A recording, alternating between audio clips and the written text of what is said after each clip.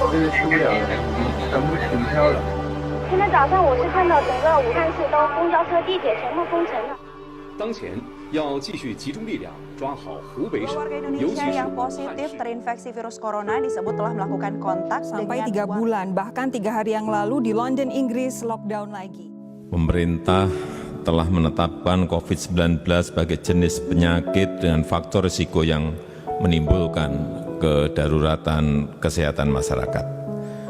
Dan oleh karenanya, pemerintah menetapkan status kedaruratan kesehatan masyarakat.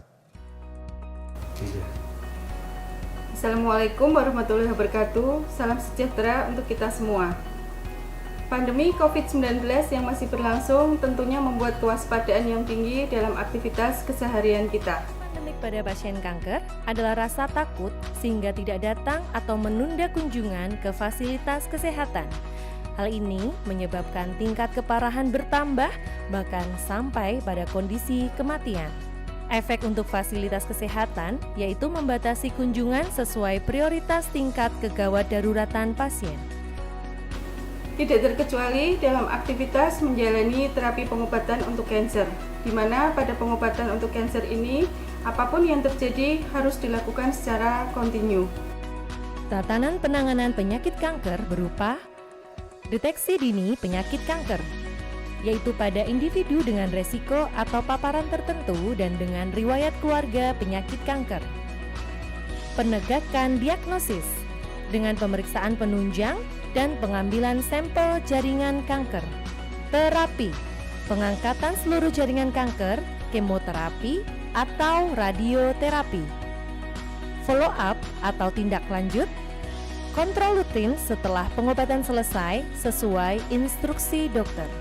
Di masa pandemi ini, untuk pengobatan ada beberapa perubahan yaitu adanya penerapan protokol kesehatan yang sangat ketat baik pada pasien maupun nakes. Prioritas penanganan penyakit kanker. 1. Prioritas tinggi, yaitu kondisi gawat darurat yang mengancam nyawa. 2. Prioritas menengah, yaitu kondisi tidak kritis namun bila ditunda dalam 6 bulan akan mempengaruhi kondisi kanker dan kualitas hidup. 3. Prioritas rendah, yaitu kondisi stabil dan dapat ditunda lebih dari 6 bulan atau sampai dengan pandemik selesai. Perubahan-perubahan yang terjadi pasti akan memberikan sisi positif dan negatif, di mana tujuannya untuk mengurangi dari kontak pasien terhadap pusat layanan kesehatan yang sampai sekarang kita ketahui adalah pusat layanan kesehatan ini merupakan sumber infeksi penularan yang terbesar untuk COVID-19. Tujuan adanya pembagian prioritas di fasilitas kesehatan adalah 1. Sebagai proteksi untuk pasien. Kerentanan imunitas pada pasien kanker cukup rendah, baik karena kankernya maupun karena terapinya, sehingga lebih rentan terkena penyakit infeksi termasuk COVID-19. 2. Untuk tenaga medis, sebagai proteksi dan pengendalian pelayanan agar tetap prima di masa pandemi. Salah satunya perubahan yang paling mudah adalah untuk kegiatan konsultasi. Ini tidak harus kita lakukan secara tatap muka, dapat kita lakukan melalui telepon maupun secara online, baik email, WhatsApp, ataupun fasilitas yang lainnya.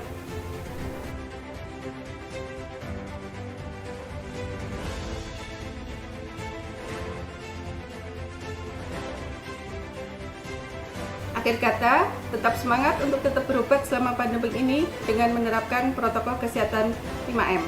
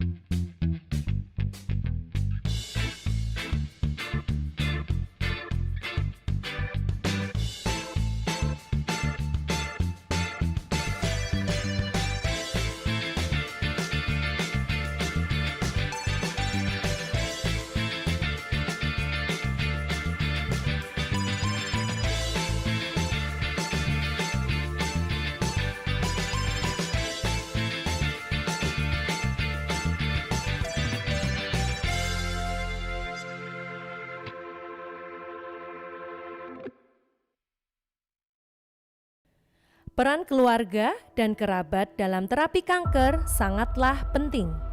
Semangat dan motivasi dalam berbagai bentuk tentunya akan sangat bermanfaat dalam menjamin kepatuhan pasien dalam menjalankan pengobatan kanker selama era pandemik ini. Demikianlah yang dapat saya sampaikan, mudah-mudahan bermanfaat dan dapat diterapkan. Terima kasih atas perhatiannya. Wassalamualaikum warahmatullahi wabarakatuh.